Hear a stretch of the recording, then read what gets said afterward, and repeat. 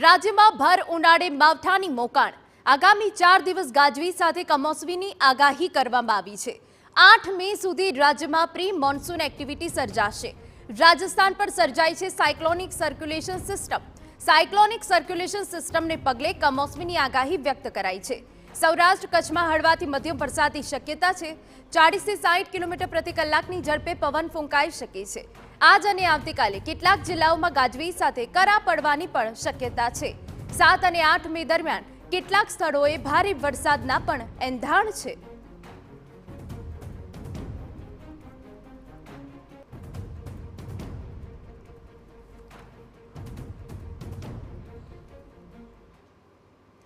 તો હવે નજર કરીએ આજે ક્યાં વરસાદ પડી શકે છે તેના ઉપર।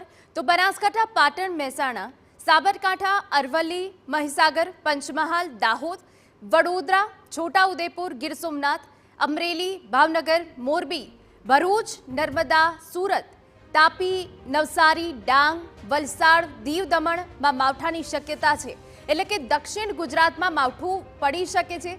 દક્ષિણ ગુજરાતના જે જિલ્લાઓ છે એ માવઠાથી પ્રભાવિત થવાના છે। આજની વાત કરી રહ્યા છે। હવે નજર કરીએ આવતીકાલના રોજ ક્યાં કમોસમી વરસાદ પડી શકે છે। તો પંચમહાલ, વડોદરા, આણંદ, છોટાઉદેપુર, ભરૂચ, નર્મદા, કચ્છ, જ્યારે બનાસકાંઠા, સાબરકાંઠામાં પણ વરસાદ જોવા મળશે।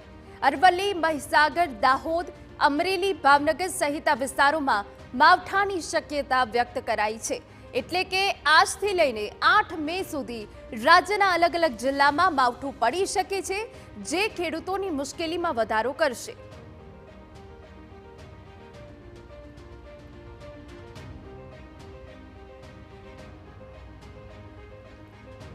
તો આપને જણાવી દઈએ કે હજુ 4 દિવસ કમોસમીની હવામાન વિભાગની આગાહી છે। 7 અને 8 મે દરમિયાન કેટલાક જિલ્લામાં કમોસમી વરસાદ પડી શકે છે।